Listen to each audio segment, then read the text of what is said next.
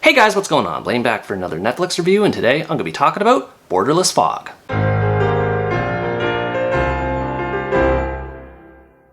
Borderless Fog is an Indonesian crime drama that tells the story of Sanja, a detective from Jakarta who's assigned to work in a remote part of the country along the Indonesia-Malaysia border. The case involves a mysterious murder that the local police can't seem to make heads or tails of. As Sanja's investigation progresses, more murders and strange events begin to occur. Sanja must work to solve the mystery and stop more murders from happening, while also coming to terms with the circumstances that led to her being forced into her assignment. This is one of those movies that I feel could have been a lot better than it ended up turning out to be. It's great as far as the atmosphere it pulls off and themes it explores, but when it comes to the story and characters, it all ends up being a convoluted mess that I feel is hard to make sense for anyone outside of this movie's local audience. The main character, Sanja, is a good character to follow along the story with, even if she is a bit bland. I enjoyed how assertive she was and how she stood up to others who tried to hold her back in her investigation, whether they be suspects or fellow officers. She has a strong mindset that helps her stay focused on her goals, which makes it easier for the audience to get behind her. As far as her overall character development goes, it is there, but not developed as well as it should be. It takes over an hour for the movie to bother exploring anything related to her family background that forced her to take the job. And while I'm glad the motive for her redemption is there, it takes too long to happen, which leaves her feeling directionless before the reveal and rushed after it happens. The characters in general leave a lot to be desired, largely because there's far too many of them. I had a hard time keeping track of who was who, what their associations were, and what role they had in the case, because the movie kept throwing in so many of them in one scene after another. It makes sense for a movie like this to have a good mix of characters so as to keep audiences guessing who the culprit behind the murders is, but many of them don't even have anything to do with what happens. And when a twist reveals that they are more involved than the audience realizes, it feels cheap. Many of these characters exist either for specific events, to contradict Sanja's points, or just to serve as cannon fodder for the murderer. I do appreciate how different characters have different links to each other, and it is somewhat intriguing to see how they all tie together, but after a while it just gets confusing. Not everything about the characters is disappointing though. For example, I did enjoy the antagonistic dynamic between Sanja and her boss at the station, and how they constantly butt heads with each other,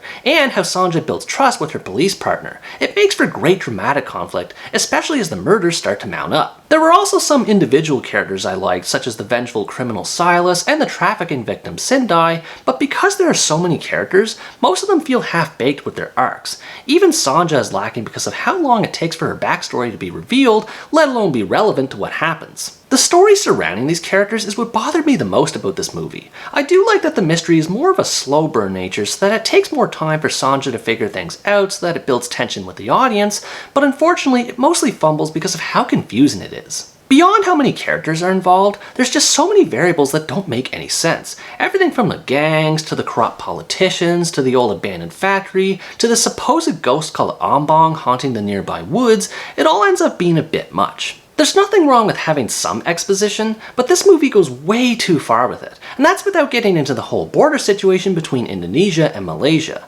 I feel a lot of the context within this movie would make more sense to native audiences as opposed to a Western viewer like myself, but regardless, there's too much going on, and the slow pacing doesn't help. What this movie does do extremely well is everything else surrounding the story and characters, specifically the atmosphere. I love everything about how spooky and unsettling the vibe is, as it perfectly complements the dark nature of the grisly murders that take place in it. The foggy jungles, the abandoned rundown buildings, and some of the lore surrounding the community where the story occurs is disturbing in the best way possible. The soundtrack makes the mood even more disturbing, and in general there's this constant feeling of dread that something isn't right, which helps keep the audience on their toes to see what kind of danger Sanja will come across. Obviously, the murders are at the forefront of everything that goes on, and I appreciate how the filmmakers handled them in this regard.